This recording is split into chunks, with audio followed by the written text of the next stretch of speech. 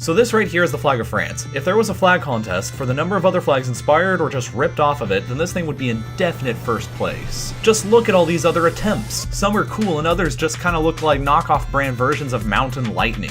You can't even tell the difference between half of these other flags, but France you recognize because it's the original and because maybe it's been all over your Facebook feed in the last few months. So where did it come from and why do we instantly think of France when we see it and we don't instantly think of Chad when we see this or Romania when we see this? Blue, white, and red are colors that are generally associated with republicanism or democracy. The French flag wasn't the first that used them, and neither was the United States. Technically, the Dutch used this similar-ish flag starting in 1572 early on into a rebellion against their Spanish overlords. The French flag looks like this when it's flipped on its side, but France isn't one for cheap knockoffs, and there's another reason to be had other than ripping off the Dutch. When France exploded into revolution in 1789, the revolutionaries couldn't be seen using the same flag as their royal oppressors. The number one rule of rebellions or revolutions is to not use a flag that looks similar to your enemies, looking right at you, Confederate States of America. So with that in mind, the flag of pre-revolutionary France looked like this. The color of white that you see was very closely linked with the monarchy in France dating back to Joan of Arc.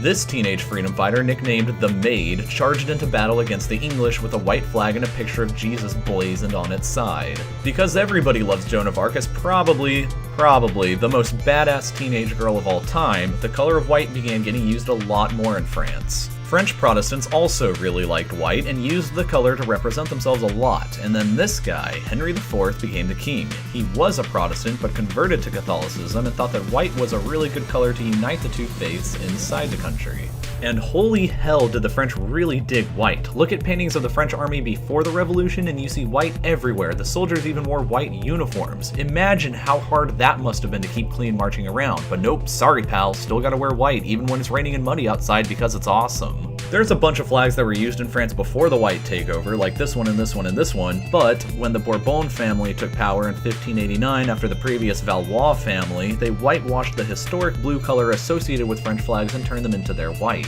Very unfortunately for the Bourbon family, however, they were still the kings of France in 1789 when the revolution began. The revolutionaries initially sought inspiration for their symbols from the flag of Paris, a stripe of blue and a stripe of red.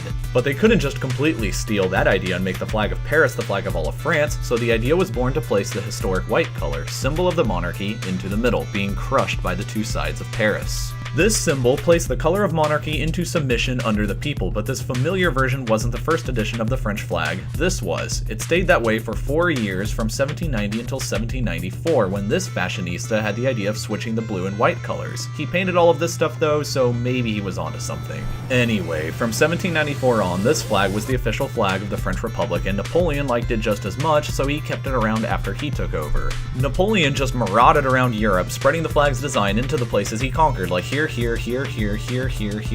here.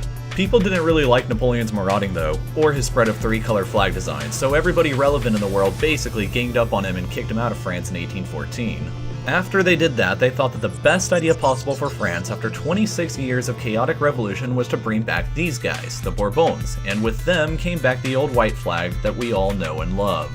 Except people in France didn't like that, and Napoleon really didn't like that, so he escaped from his timeout chair, riled up the French people, and became the emperor again. The Bourbons ran away with their flag after just a few months being kings again. The tricolor became the national flag again, and the French were happy, but everybody ganged up on Napoleon again and beat him down pretty quickly, this time sending him to a really faraway island in the middle of nowhere, right here. Thinking that they were safe from that shenanigans, the Bourbons came back to France again in 1815 and once again forced the white flag on the people of France. This was the Bourbon Restoration flag.